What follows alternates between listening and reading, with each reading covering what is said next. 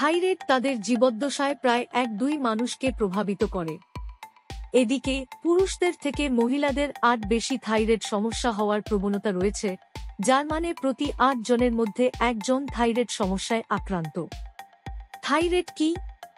Thyroid একটি গ্রন্থি যা স্বাভাবিক বৃদ্ধি এবং বিপাকের জন্য দায়ী 3টি প্রধান হরমোন তৈরি করে, যাকে বলা হয় T3 বা ট্রাইওডোথাইরোনিন, T4 বা থাইরোক্সিন এবং ক্যালসিটোনিন।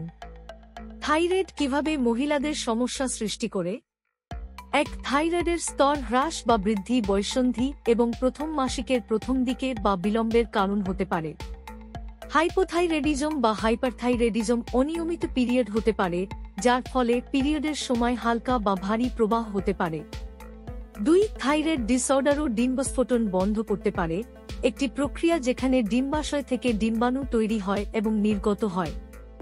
গুরুতর হাইপোথাইরয়েডিজমের ক্ষেত্রে মহিলাদের ডিম্বাশয়ের সিস্ট হতে পারে এবং প্রোল্যাক্টিন হরমোনের মাত্রা বৃদ্ধি পেতে পারে, যার ফলে ডিম্বস্ফোটন প্রতিরোধে বুকের দুধ তৈরি হয়।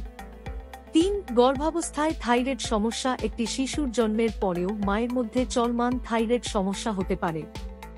গর্ভাবস্থায় হাইপোথাইরয়েডিজম গর্ভপাত, অকাল জন্ম, প্রিক্লাম্পসিয়া, মৃতপ্রসব এবং প্রসবের পরে রক্তপাত হতে পারে।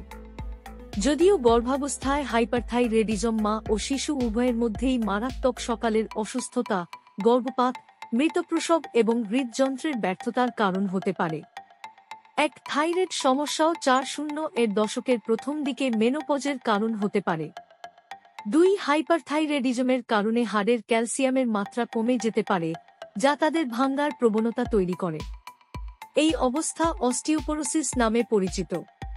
3. এছাড়াও থাইরয়েডের ব্যাধি বিষণ্ণতা, ক্লান্তি, ওজন বৃদ্ধি এবং যৌন ইচ্ছা হ্রাস হতে পারে।